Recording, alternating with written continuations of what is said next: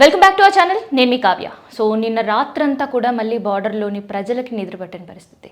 So అసలు ఏం జరుగుతుంది బార్డర్ ఇష్యూస్ తెలుసుకునే కంటే ముందు కూడా అసలు ఆపరేషన్ సింధూర్ సో అందరి మనుషులను టచ్ చేసింది. సో ఆపరేషన్ సింధూర్లో విమెన్ ఆఫీసర్స్ని పెట్టడానికి కారణం ఏమై ఉండొచ్చు అని ఇప్పటికీ చాలామంది ఆలోచిస్తున్నారు కదా. సో అట్లాంటి ఇష్యూస్ ఇంకెన్నో మాట్లాడుకుందాం. ఇప్పుడు జరుగుతున్న పరిస్థితులు పరిణామాలు ఎట్లా ఉండబోతున్నాయి ఫర్దర్. అండ్ ఇప్పటికీ చాలామందికి చాలా భయం ఉండుండొచ్చు. ఎందుకంటే మనం డైరెక్ట్గా ఇప్పటి వరకు ఎక్కడ కూడా పాకిస్తాన్తో యుద్ధానికి వెళ్ళలేదు. ఇది very very very clarity and clear line మనం గుర్తించాలి. ఇప్పటి వరకు కేవలం మనం టెర్రరిస్ట్ క్యాంపులను మాత్రమే ధ్వంసం చేశాం. అండ్ ఎక్కడ కూడా అక్కడ చుట్టూ ఉండే సివిలిజన్స్కి ఒక్క చిన్న గాయం కూడా కాకుండా మన ఆర్మీ తిప్పికొట్టే ప్రయత్నాలు ఎన్నో చేసింది. ఇది ఇలా నేను ఇక్కడ చెప్పడం కాదు, ఈవెన్ పాకిస్తాన్ నుండే చాలామంది కూడా ఆ రెస్పాన్స్ మనం చూసినాం.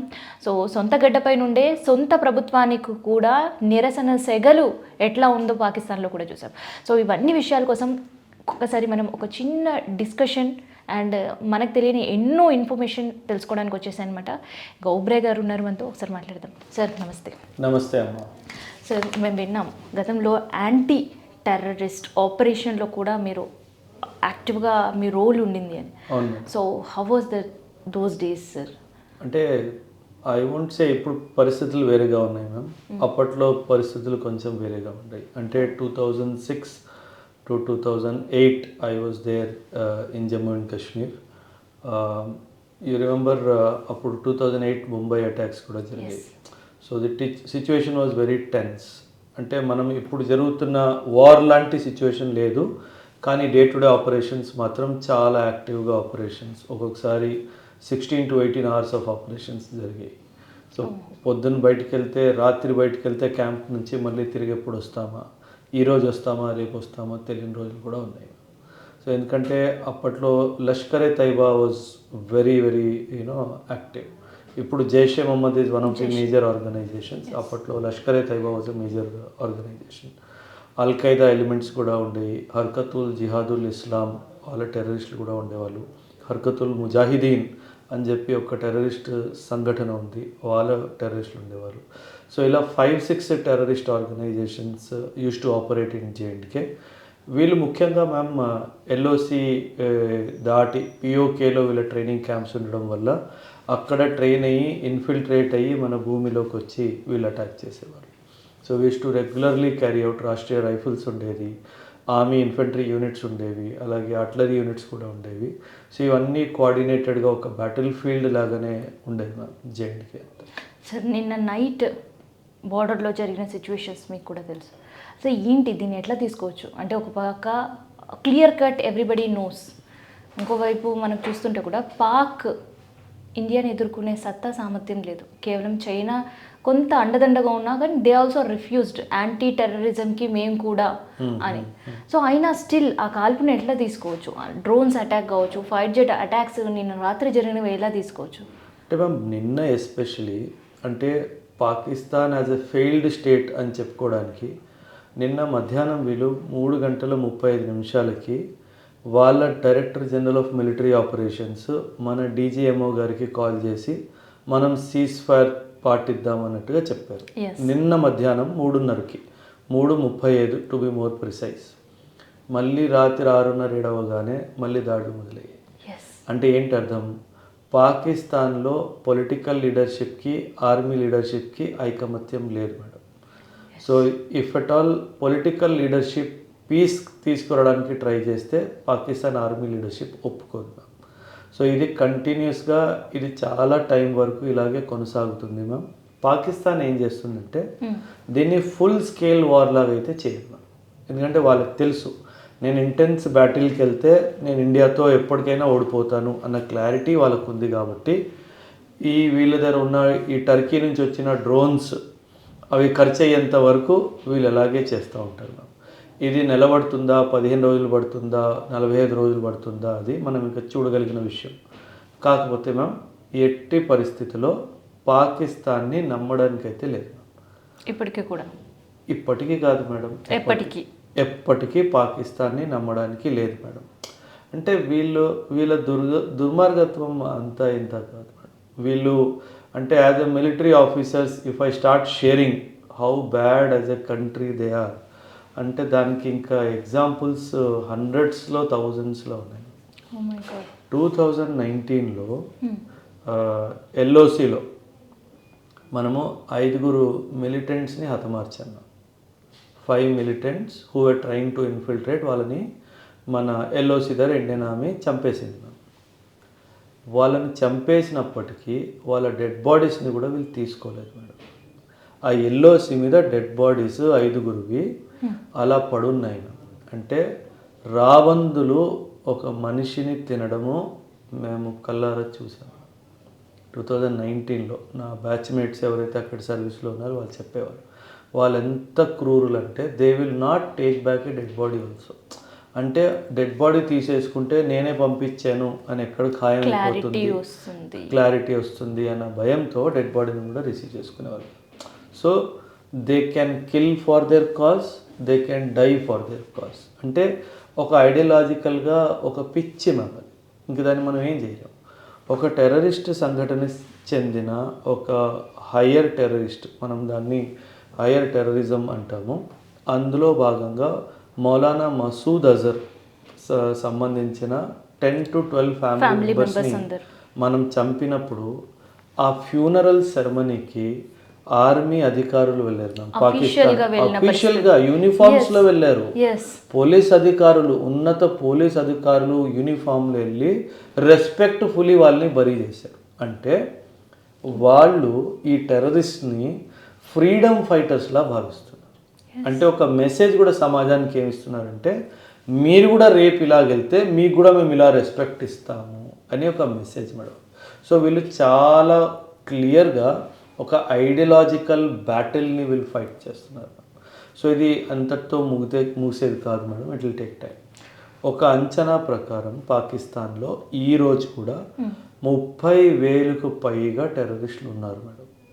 ఈ 30,000 టెర్రరిస్టుని మనము అంతం చేయాలి అంటే కనీసం ఒక 3 నుంచి 5 నుంచి 8 సంవత్సరాలు పట్టే టైం ఉంది.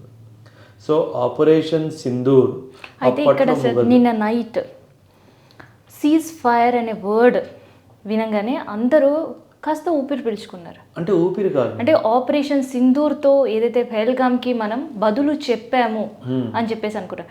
Sir terminology of yours, cease fire అంటే ఏంటి ఇన్ జనరల్గా పబ్లిక్ అర్థమయ్యే? సింపుల్ మేడం, ఫైరింగ్ చేస్తున్నప్పుడు ఫైరింగ్ అంటారు. సీజ్ ఫైర్ అంటే స్టాప్ ఫైర్. అంటే నేను డ్రోన్ పంపించడం ఆపేస్తాను, నువ్వు మిజైల్ వేయడం ఆపి అని సీజ్ ఫైర్. సీజ్ అంటే stop firing, let stop firing ఉంది బార్డర్ అని అర్థం. కానీ వాళ్ళని నమ్మడానికి లేదు అస్సలు. నేను ఒక నాగుపావునైనా నమ్ముతానేమో కానీ పాకిస్తాన్ ఆర్మీని కానీ పాకిస్తాన్ సోల్జర్ని నేను నమ్మను. ఎందుకంటే వాళ్ళని నమ్మసఖ్యులు కాదు. They have proved it hundreds of times that they are inhumans, they are ideologically driven, value system లేదు, ప్రొఫెషనలిజం లేదు, హ్యూమనిజం లేదు. ఒకడి ప్రాణాలకి వాల్యూ ఇవ్వడం వాళ్ళకి తెలియదు. వాళ్ళకి ఒకటే తెలుసు, చావాలి, చంపాలి. ఆ పర్పస్ కూడా రాంగ్ అన్న విషయం కూడా అవగాహన వాళ్ళకి. అసలు ఆ పర్పస్ ఎందుకు అనేది కూడా నాకు తెలిసి వాళ్ళకి తెలియదేమో. ఏ రిలీజియన్ కూడా చావండి చంపండి అని చెప్పదు. సో వీళ్ళు ఒక రాంగ్ ఐడియాలజీని ప్రాపగేట్ చేస్తూ వీళ్ళందరినీ బ్రెయిన్ వాష్ చేస్తూ వీళ్ళని టెర్రరిస్ట్లా మారుస్తున్నారు. అది లాంగ్ టర్మ్లో మనకు చిన్నప్పుడు మన పెద్దవాళ్ళు చెప్పేవారు, తన కోపమే తన శత్రువు, తన శాంతమే తనకు రక్ష అని చెప్పి మనకు నేర్పించారు. మనం 39 సంవత్సరాలు ఓర్పు పెట్టి పెట్టి పెట్టి పెట్టి అలిసిపోయి ఆపరేషన్ సింధూర్ చేయడం జరిగింది. మన భారత ప్రధాని గారు చాలా క్లియర్గా ఒక మాట చెప్పారు, పాకిస్తాన్ భూమి మీద చివరాఖరి మిలిటెంట్ ఉన్నంత వరకు ఈ ఆపరేషన్ కొనసాగిస్తుంది. చాలా క్లియర్, అదే వాళ్ళకు భయం మేడం. అండ్ ఇంకో విషయము సార్, ఇక్కడ ఆపరేషన్ సింధూర్ అని విన్న తర్వాత ఒక emotion connectivity and operation Sindoor వెనక ఎవరు ఉన్నారనే నోబడీ నోస్. ఆ తర్వాత రివీల్ అయింది ఓమియా అండ్ సోఫియా అని. సో ఏంటి ఈ ఇద్దరు విమెన్ ఆఫీసర్స్ని పెట్టి సింధూర్ ఆపరేట్ ఎందుకు చేసి ఉంటారు? లేదు, ఆపరేషన్లో సోఫియా ఖురేషి మ్యామ్ కానీ వ్యోమికా సింగ్ మేడం కానీ they are not participating directly in the operation. They are the spokes person of the armed forces. వీళ్ళు స్పోక్స్ పర్సన్స్ కాబట్టి they are not participating the army. కాకపోతే మన మహిళలకి జరిగిన అన్యాయానికి ఒక సింబాలిక్ మెసేజ్, నా దేశంలో ఇది నేను ఇచ్చే మహిళలకి గౌరవము, నేను ఇది మహిళలకి ఇచ్చే హోదా అండ్ శక్తి అని నిరూపించడానికి ఈ 2 విమెన్ ఆఫీసర్స్ని Indian army and air force choose చేసుకోవడం జరిగింది. అదేవిధంగా పేరు కూడా మీరు చూస్తే సింధూర్, ఎందుకంటే ఆ 22 ఏప్రిల్ తారీఖు జరిగిన ఆ దుర్మార్గత్వంలో ఎలా అయితే మన భారత మహిళలు తమ నుదుటిని బొట్టునైతే కోల్పోయారో దానికి వ్యతిరేకిస్తూ ఈ ఆపరేషన్ పేరు సింధూర్ అని పెట్టడం జరిగింది. సో ఆపరేషన్ సింధూర్ అక్కడితో ఆగిపోయిందా? లేదండి, ఖచ్చితంగా. అంటే నేను మీ ఛానల్ అనే కాదు, నేను గత 12-14 సంవత్సరాల నుంచి జియో పాలిటిక్స్ స్టడీ చేస్తున్నాను మేడం. నేను ఖచ్చితంగా కొన్ని విషయాలు మీకు చెప్తాను మేడం, మీరు గమనించాల్సినవి. పాకిస్తాన్ ఆర్మీ ఉన్నంత వరకు టెర్రరిజం జరుగుతూనే ఉంటుంది. పాకిస్తాన్లో ఐఎస్ఐ అనే సంఘటన ఉన్నంత వరకు ఈ టెర్రరిజం కొనసాగుతూనే ఉంటుంది. దీనికి ఫుల్ స్టాప్ రాదు. మనం దీంతో ఎలా బతకాలో నేర్చుకోవాలి. దీన్ని మనం పూర్తిగా ఆపడానికి కుదరదు. కాకపోతే 2 విషయాలు మేడం. 2025లో పిఓకే మనకు తిరిగి రావడం ఖాయం. 100% ఇది జరుగుతుంది. జరిగిన తర్వాత నేను మళ్ళీ మీకు ఇంటర్వ్యూ ఇస్తాను. అదేవిధంగా బలూచిస్తాన్ ఇండిపెండెన్స్ కూడా ఖాయం. అది 100% కరెక్ట్. ఈ టైంలోనే బలూచిస్తాన్ ఈ అవకాశాన్ని సద్వినియోగం చేసుకుంటుంది అనుకోవచ్చు. 100% military strategy. When the enemy is busy elsewhere attack him. Simple. అది బహుశా మనమే గ్రీన్ ఫ్లాగ్ చూపించామేమో, ఏమో ఎవరికి తెలుసు. అందుకే సీజ్ ఫైర్ అడుగుతున్నాడేమో. సీజ్ ఫైర్ అడిగితే మళ్ళీ పిఓకే నుంచి ఎల్ఓసి నుంచి ట్రూప్స్ని బలూచిస్తాన్ వైపు తరలించి ఆ బలూచిస్తాన్ ఫైటర్స్తో పోరాడవచ్చు. ప్రస్తుతానికి బలూచిస్తాన్ని కాపాడుకోవాలి వాళ్ళ ఉద్దేశం అయి ఉండొచ్చు. So these are all military secrets. So we cannot say. బలూచిస్తానే కాదు మేడం, మీరు నార్త్ వెస్ట్లో చూసుకుంటే ఖైబర్ పఖ్తూన్ఖ్వా అని చెప్పి ఒక రీజన్ ఉంది, ప్రావిన్స్ ఉంది వీళ్ళకు. వాళ్ళు కూడా మాకు ఇండిపెండెన్స్ కావాలి అని చెప్తున్నారు. సింధ్లో కూడా మాకు ఇండిపెండెన్స్ కావాలి అని చెప్తున్నారు. సో పాకిస్తాన్ ఖచ్చితంగా 3 ముక్కలు అయిపోతుంది మేడం. ఖైబర్ పఖ్తూన్ఖ్వా సింధ్ ఇప్పుడు జరగకపోవచ్చు, బట్ బలూచిస్తాన్ మాత్రం నేను పిఓకే అన్నట్టుగా 2025లో బలూచిస్తాన్ కూడా జరుగుతుంది. సో మన మహిళల నుదుటి బొట్టు మీద ఎలా అయితే ఎప్పుడైతే వీళ్ళు చెయ్యి వేశారో ఆ రోజు పాకిస్తాన్ బలూచిస్తాన్ని కోల్పోయింది. అది వాళ్ళకిచ్చే మనం పనిష్మెంట్. నా మహిళలను టచ్ చేసావు కదా, నీ దేశాన్నే 2 ముక్కలు చేస్తా, ఏం చేసుకుంటావు చేసుకో. ఇది మనం వాళ్ళకి నేర్పించే శిక్షణ. అండ్ ఇది 100%, 1000%. అది బలూచిస్తాన్ వేరైనప్పుడు మళ్ళీ ఇంటర్వ్యూ ఇస్తాం. సరే, ఇక్కడ పహల్గామ్ ఇష్యూ జరిగిన తర్వాత మన ప్రధాని ముందుండి చెప్పాడు. ఆ రోజు we are everybody heard what Modi said. ఆ తర్వాత ఇష్యూస్ కావచ్చు, ఆపరేషన్ సింధూర్ కావచ్చు, అండ్ ఇప్పుడు త్రివిధ దళాలతో కంటిన్యూ మీటింగ్స్ కావచ్చు, ఇవన్నీ కూడా మనం చూస్తున్నాం. మరి పాకిస్తాన్ ప్రధాని ఎక్కడ పోయాడు అంటే మేడం, అక్కడ పాలిటిక్స్ ఏం జరుగుతున్నాయి madam? Pakistan is a failed state. అంటే ఇండియాలో ప్రధాని గారు ఒక మీటింగ్ పిలిపిస్తే రక్షా మంత్రి, డిఫెన్స్ మంత్రి, 3 సైన్య అధికారులు, ఎన్ఎస్ఏ అజిత్ దోవల్ గారు, అలాగే మన జయశంకర్ గారు అందరు వస్తారు. అక్కడ పాకిస్తాన్ ప్రధాని మీటింగ్ పిలిస్తే ప్యూన్ కూడా రాడు. నేను వాస్తవం చెప్తున్నాను మీకు. అక్కడ ఏంటంటే ఇలాంటి సిచ్యువేషన్ రాగానే ప్రైమ్ మినిస్టర్ని తీయాలి ఫస్ట్ ఇక్కడి నుంచి. సో ఆ భయం ఉంటుంది, నేను కుర్చీ కోల్పోతానేమో, నేను దాక్కొని ఉంటే బతికిపోతానేమో. బికాస్ అక్కడ పొలిటికల్ లాబీకి ఆర్మీ వాళ్ళకి ఆ కోఆర్డినేషనే లేదు. ప్రైమ్ మినిస్టర్ మన ఆర్మీ చీఫ్ని పిలిచి నాకు పిఓకే కావాలి అంటే మన 14 లక్షల మంది సైనికులు వాళ్ళ ప్రాణం ఆహుతి ఇచ్చైనా సరే తీసుకొస్తారు. అది మన బలం మేడం. అక్కడ అది లేదు. అసలు మేడం పాకిస్తాన్ ప్రైమ్ మినిస్టర్ వాడు business man madam. You don't know anything about Pakistan prime minister. He has cases running against him only that తను వాళ్ళ ఇద్దరు కొడుకుల్ని వాడే చంపేశాడని చెప్పి వాడి కేసులో.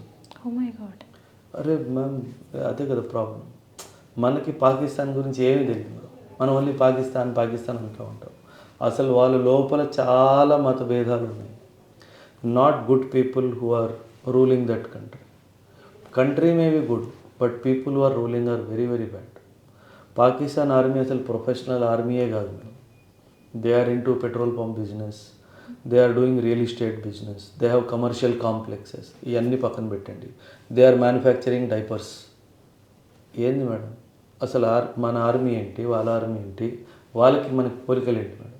అసలు పోలికలే లేదు. అసలు మనం పోల్చే పరిస్థితుల్లో కూడా పాకిస్తాన్ లేదు. పరిస్థితి కాదు, పోలిస్తే మన ఆర్మీని మనం అవమానించినట్టు.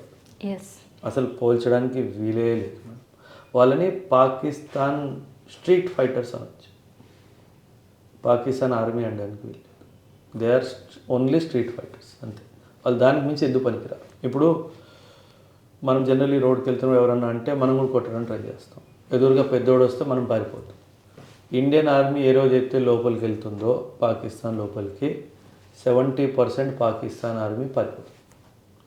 ఇది మొదటిసారి జరగదు, ఇది గతంలో కూడా జరిగింది, ఇది మళ్ళీ జరుగుతుంది.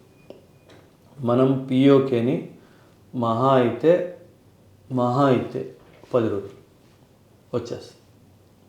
మనకి పొలిటికల్ విల్ రావాలి. మోదీ గారు పిలిచి ఆర్మీ, ఎయిర్ ఫోర్స్, నేవీకి నాకు నా పిఓకే కావాలి అని ఒక్కసారి చెప్తే చాలు, ఆ పిఓకే మనకు వచ్చేస్తుంది. ఇది నిజం అండ్ జరుగుతుంది. ఆ మైండ్ సెట్ వచ్చేసింది. ఇంకా పిఓకే తీసుకోవాలి అన్న ఒక ఆలోచన తిరిగి వచ్చేసింది. కాబట్టి ఒక చైనా ఫ్యాక్టర్ ఉంది, చిన్న చైనా ఫ్యాక్టర్ ఉంది అక్కడ. ఎందుకంటే పాకిస్తాన్ విధులు ఏం చేశారంటే 1960s పిఓకేలో షాక్స్గమ్ వ్యాలీ అని ఒక ప్లేస్ ఉంది. షాక్స్గమ్ వ్యాలీ మన సియాచిన్ గ్లేషియర్కి కొంచెం పై భాగంలో ఉంటుంది. అది చైనాకి ఇవ్వడం జరిగింది. సో ఇప్పుడు మనం పిఓకే మీద దాడి చేస్తే చైనా మీద కూడా దాడి చేసినట్టు అవుతుందా?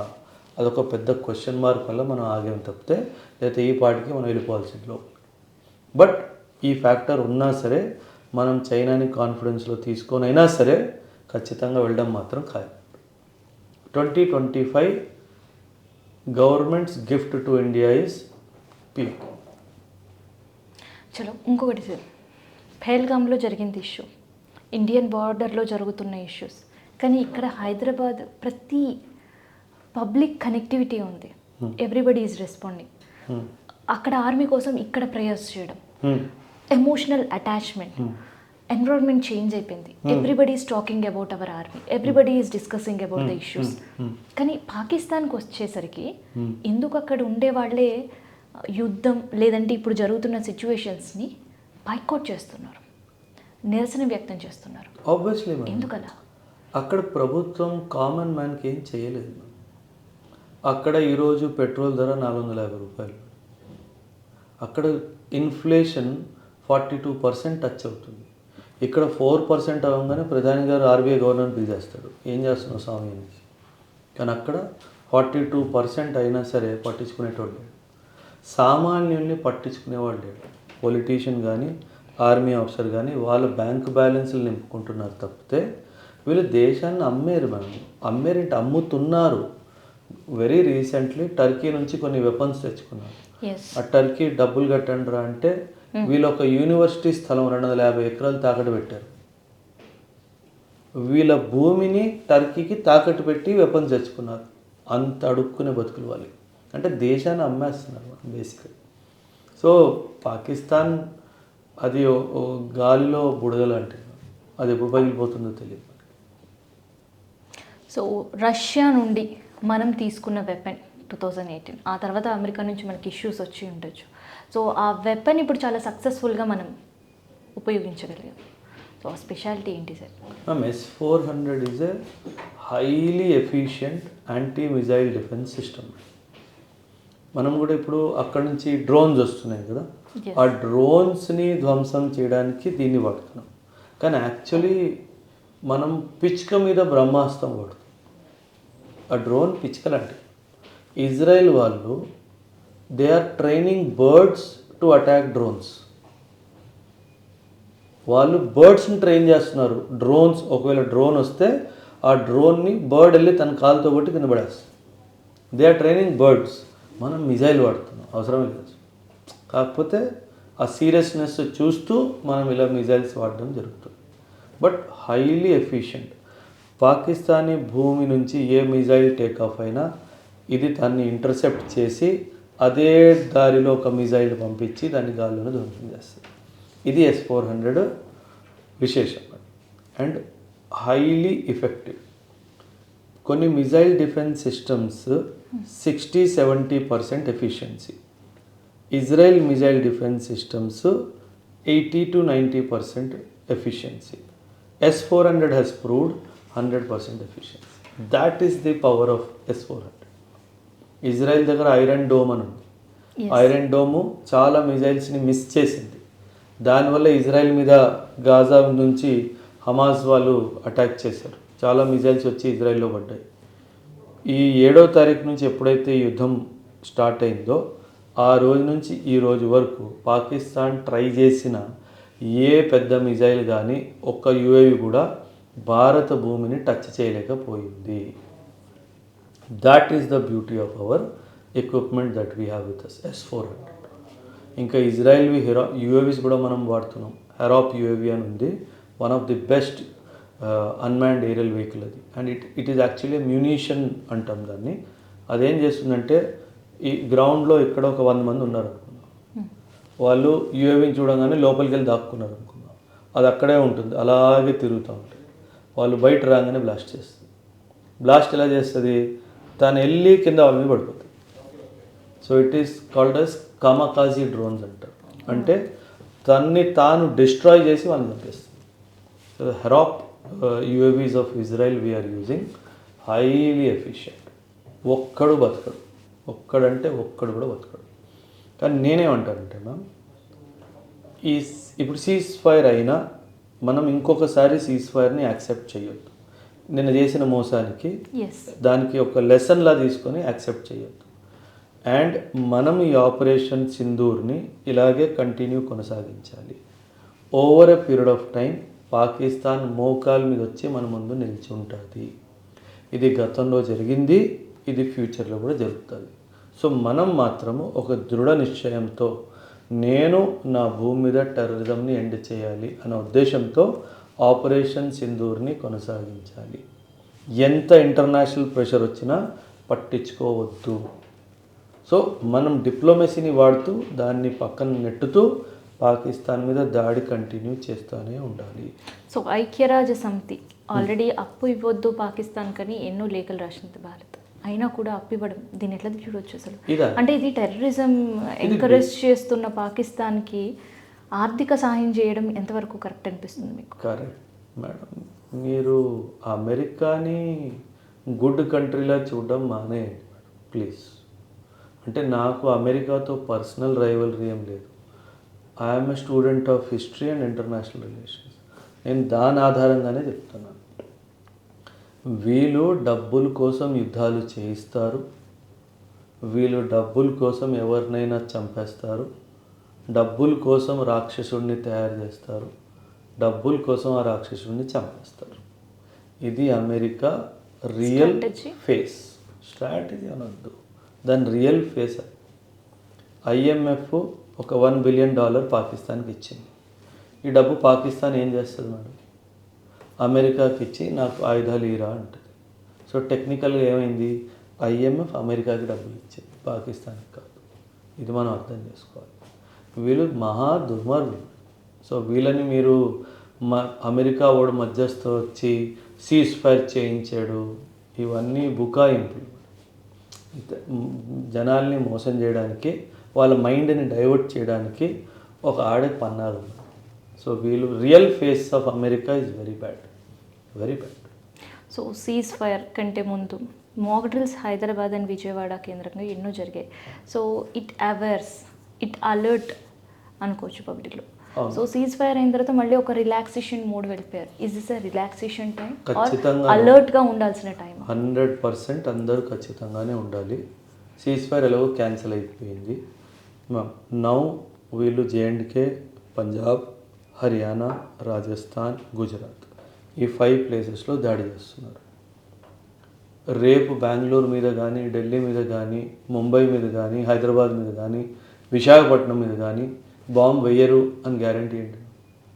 సో మనకు సెంట్రల్ గవర్నమెంట్ హోమ్ మినిస్ట్రీ నుంచి వచ్చిన ఏదైతే సివిల్ డిఫెన్స్ డ్రిల్ ఉందో దాని ద్వారా వచ్చిన హెచ్చరికలు ఏవైతే ఉన్నాయో వాటిని ఖచ్చితంగా పాటించాలి. ఎయిర్ సైరన్ మోగితే అందరూ వాళ్ళ ఇళ్ళలోకి వెళ్ళిపోవాలి. ఎవరు రోడ్ల మీద ఉండడానికి వీల్లేదు. బాల్కనీస్లో నిల్చొని వీడియోలు తీయడాలు, ఫోటోలు తీయడాలు చేయకూడదు. అదేవిధంగా బ్లాక్అవుట్ జరిగితే ఖచ్చితంగా బ్లాక్అవుట్ని పాటించాలి. మన ఇంట్లో ఇన్వర్టర్ ఉంది, బ్లాక్అవుట్ అయితే మనకు సంబంధం లేదని కాదు, ఖచ్చితంగా ఇన్వర్టర్ని కూడా ఆపేయాలి. అది మీ సేఫ్టీ కోసం. ఎందుకంటే ఒక ఎనిమి విమానం పైనుంచి వచ్చింది, లైట్ కనిపించింది అంటే దాన్నే టార్గెట్గా భావించి దాని మీద అటాక్ చేస్తుంది. సో మనము అన్ని ఇళ్లలో లైట్లు ఆపేస్తే వాళ్ళు కన్ఫ్యూజ్ అవుతారు, ఏంటి ఇంకా పట్టణం రాలేదా అని చెప్పి వాళ్ళు ముందుకు వెళ్ళిపోయే ఛాన్స్ ఉంది. సో అది మన బాధ్యత, మన సేఫ్టీ కోసం కాబట్టి ఖచ్చితంగా బ్లాక్అవుట్ అరేంజ్మెంట్స్ని పాటించాలి. సార్ ఇప్పటికీ ఆ బ్లాక్అవుట్ అనే టర్మినాలజీ చాలామందికి తెలియదు. బ్లాక్అవుట్ అంటే మేడం చిమ్మ చీకటి అంటాం కదా మనము, ఏది కనిపించకుండా. ఇప్పుడు మనం రాత్రి రోడ్డు మీద వెళ్తే రోడ్డు మీద ఉన్న స్ట్రీట్ లైట్ వల్ల మనం చూడగలుగుతాం. అదే చుట్టుపక్కల లైట్లు అన్నీ వెళ్ళిపోయాయి అనుకోండి, ఒకవేళ అమావాస్య రాత్రి అనుకోండి, ఏమవుతుంది? చిమ్మ చీకటి ఉంటుంది, ఎవ్వరికి ఏది కనిపించదు. బ్లాక్అవుట్ అదే సాధిస్తుంది. మీరు వీడియోలు చూస్తున్నారు కదా, ఎలా బార్డర్లో మొత్తం విలేజెస్ కానీ డిస్ట్రిక్ట్స్ మొత్తం బ్లాక్అవుట్ అవుతుంది. బిల్డింగ్లు మనం కెమెరా లైట్ వల్ల చూడబోతున్నాము, అదర్వైజ్ చూడడానికి అలా. సో ఈ ట్రిక్ వల్ల వచ్చే ఎనిమిని కన్ఫ్యూజ్ చేసే వన్ ఆఫ్ ది ట్రిక్ ఇది మేడం. సో తను ఎక్కడ వేయాలో, దేని మీద వేయాలో వాళ్ళకి అర్థం కాదు. అది ఒక చిన్న ఎస్కేప్ రూట్ ఇంకే. Because enemy has sophisticated weapons, వాళ్ళకి కరెక్ట్గా ఎగ్జాక్ట్గా ఎక్కడ వేయాలో కూడా వాళ్ళకి తెలుసు. బట్ మనం ఎందుకు చేస్తామంటే ఒక పాసిబిలిటీ వాడు మిస్ అయ్యే ఛాన్స్ ఉంది అన్న ఉద్దేశం. ఓకే. సో గతంలో హైదరాబాద్ ఉగ్రదాడి చూసాం. చాలామంది ఇంకా క్షతగాత్రులుగా అట్లే జీవితాలు జీవిస్తారు. సో ఇప్పుడు బార్డర్ ఇష్యూస్ హైదరాబాద్ పైన కూడా ఇంపాక్ట్ పడే అవకాశం ఉంటుందా? I don't think so immediately madam. కాకపోతే యుద్ధం ఎస్కలేట్ అయితే ఖచ్చితంగా అవకాశం ఉంటుంది. అంటే ఎనిమీ మైండ్ మనం రీడ్ చేయడానికి లేదు. ఇప్పటి వరకు ఆ 5 రాష్ట్రాల మీదనే దాడి చేయాలి అనుకున్నారు కాబట్టి, సీమ ప్రాంతాల్లో ఉన్న రాష్ట్రాల మీద. రేపు ఏదైనా పెద్ద మహాపట్నం మీద దాడి చేయాలి అనుకుంటే దానికి మనం సిద్ధంగా ఉండాలి. అంటే రిలాక్స్ అవ్వడానికి లేదు, అదే అని భయపడడానికి అవసరం కూడా లేదు. సో యుద్ధం ఎక్సలేట్ అవుతే అనే ప్రశ్న, ఆ భయం ఒక మిడిల్ క్లాస్ ఫ్యామిలీస్లో చాలా వరకు చూస్తున్నాం. అవును. సో ఎక్కడ కమోడిటీస్ రేట్స్ పెరిగిపోతాయో, ఎక్కడ నిత్యావసరాల పరిస్థితులు ఉండవు. ఎందుకంటే more over the information from the Pakistan కావచ్చు, అక్కడ వాళ్ళు ఫుడ్ కోసం పడుతున్న తిప్పలు కావచ్చు, ఇవన్నీ చూసి ఇక్కడ వాళ్ళకు కూడా భయం ఉండే పరిస్థితి. నిజంగా అట్లాంటి సిచ్యువేషన్స్ వచ్చే అవకాశం ఉంటుందా మనకి? Is there any possibility? అంటే వార్ ఎస్కలేట్ అయితే ఇన్ఫ్లేషన్ ఖాయం. ఏమవుతుందంటే డబ్బున్న వాళ్ళు వాళ్ళ సేఫ్టీ కోసం 2 నెలలు రేషన్, 3 నెలలు రేషన్ తెచ్చి ఇంట్లో పెట్టుకుంటారు. కాబట్టి ఆ డిమాండ్ అండ్ సప్లై డిస్టర్బ్ అవుతుంది, కాబట్టి ప్రైజులు పెరిగే అవకాశం ఉంది. అంతేగాని we have enough supply of food grains. మనకు ఒక 6 నెలలు యుద్ధం నడిచినా మన పెద్ద ఫరక్ ఏం పడదు. సో మనం భయపడాల్సిన అవసరం ఏం లేదు. ఇంకొకటి final and last question for you sir. So Pakistan నుంచి ఏం చేస్తున్నారో పక్కన పెడితే ఒక బూచి చూపిస్తున్నారు, న్యూక్లియర్ వెపన్ ఆల్వేస్. అది సార్ ఏంటి అస్సలు అది న్యూక్లియర్ బ్లఫ్ మేడం. మనం గతంలో కూడా 1999లో కార్గిల్ యుద్ధం 3 నెలలు పాకిస్తాన్తో ఫైట్ చేశాం. అప్పుడు కూడా యూజ్ చేయలేదు కదా. వాళ్ళకి తెలుసు మేడం ఒక విషయం, నేనే పాకిస్తాన్లో కూర్చున్నాను అనుకున్నాము, మీరే ఇండియాలో కూర్చున్నారు అనుకున్నాను. నేను న్యూక్లియర్ వెపన్ టేక్ ఆఫ్ అవుతుందా? నా దగ్గర S-400 ఉందా, మీ దగ్గర S-400 ఉందా? మీరు వెంటనే S-400 మిజైల్ కాలుస్తారా? ఇది నేను పాకిస్తాన్ భూమి నుంచి మీ భూమికి వచ్చే ముందే ఆ మిజైల్ పాకిస్తాన్ గాల్లోనే న్యూక్లియర్ వెపన్ని పేల్చేస్తాను. ఎవరికి నష్టం? పాకిస్తాన్కే నష్టం కదా. సో ఒకవేళ పాకిస్తాన్ అంతగానే తెగించి న్యూక్లియర్ వెపన్ ఫైర్ చేసింది అంటే ఆ రోజు పాకిస్తాన్ చివరాఖరు రోజు. ఆ రోజు తర్వాత పాకిస్తాన్ వరల్డ్ మ్యాప్లో కనిపించదు. ఇంకో విషయం చెప్తాను మేడం, మీ ప్రేక్షకులందరికీ చాలా ఇంపార్టెంట్. న్యూక్లియర్ వెపన్ ఎలా ఉంటుందంటే మేడం, న్యూక్లియర్ పేలోడ్, ప్రొజెక్టైల్, దాన్ని తీసుకెళ్లే ప్రొజెక్టైల్, న్యూక్లియర్ పేలోడ్ వేరే వేరేగా పెడతారు. అది ఎప్పుడు ఒక ప్లేస్లో పెట్టరు, ఎందుకంటే యాక్సిడెంటల్ ఏమైనా అయ్యే అవకాశం ఉంటుంది కాబట్టి. IAEA అని ఒక సంస్థ ఉంది, దాని ఇచ్చిన సేఫ్ గార్డ్స్ పరంగా ఇవి వేరే వేరేగానే పెట్టాలి. మన స్పై ఏజెన్సీస్ పాకిస్తాన్ ఎవరైతే న్యూక్లియర్ మెటీరియల్ ప్రొజెక్టైల్ ఎక్కడ పెట్టిందో దాని మీద మన నిఘా ఉంది. దీనిని ఏ రోజైతే కలుపుతారో దీనిని మేటింగ్ అంటారు. ఏ రోజైతే మేటింగ్ జరుగుతుందో వాళ్ళు మన మీద న్యూక్లియర్ వెపన్ వాడబోతున్నారు అనే సంకేతం. మన ఇంటెలిజెన్స్ ఏజెన్సీస్ దీన్ని కన్ఫర్మ్ చేయగానే పాకిస్తాన్ ఫైర్ చేసే ముందు India will fire nuclear weapon అని పాకిస్తాన్. సో మనం పావులో కూడా భయపడాల్సిన అవసరం లేదు. ఒకవేళ ఒక న్యూక్లియర్ బాంబ్ వచ్చి ఇండియా మీద పడింది అనుకుందాం, పర్వాలేదు, రావచ్చు, జరగవచ్చు. ఇండియా ఎంత విశాలమైందంటే we can take the first shock. ఆ తర్వాత పాకిస్తాన్కి జరిగేది పాకిస్తాన్ వరల్డ్ మ్యాప్ నుంచి ఇరేజ్ అయిపోతుంది. అటల్ బిహారీ వాజ్పేయి గారు 1999లో చెప్పారు, నా మీద నువ్వు ఒక బాంబు వేస్తే తట్టుకునే శక్తి నాకుంది, ఆ తర్వాత you will have to face the consequences, we will go for complete destruction of Pakistan. వచ్చే 700 సంవత్సరాలు పాకిస్తాన్ భూభాగం మీద ఒక గడ్డి మొలక కూడా రాదు. పాకిస్తాన్కి ఈ మాట తెలుసు. అందుకే మీరు గమనిస్తే కనుక పాకిస్తాన్ మిలిటరీ ఏ ఆఫీసర్ నేను న్యూక్లియర్ వెపన్ వాడతాను అని అనట్లేదు. Railway minister, agriculture minister, information broadcasting minister ఈ వెధవలే వాగుతున్నారు తప్పితే పాకిస్తాన్ యూనిఫామ్ వేసుకున్నవాడు ఎప్పటి వరకు ఈ రోజు వరకు ఎవడో ఒక స్టేట్మెంట్ ఇవ్వలేదు. వాళ్ళకి తెలుసు న్యూక్లియర్ వెపన్ వాడితే వాళ్ళకేం జరుగుతుంది, మనకేం జరుగుతుంది అనే క్లారిటీ వాళ్ళకు ఉంది కాబట్టి. సో ఇది ఆర్మీ ఫేస్ చేస్తున్న ఇష్యూస్ కావచ్చు, తర్వాత అక్కడ వాళ్ళ ఫ్యామిలీస్ అటాచ్మెంట్స్ కావచ్చు, అండ్ ముఖ్యంగా ఎలా జరగబోతుంది, అసలు న్యూక్లియర్ వెపన్ ఏంటి అని చాలామందికి డౌట్స్ ఉండుంటాయి. సో ఇంటర్వ్యూతో అందరికీ క్లియర్ అయ్యే నేను అనుకుంటున్నాను.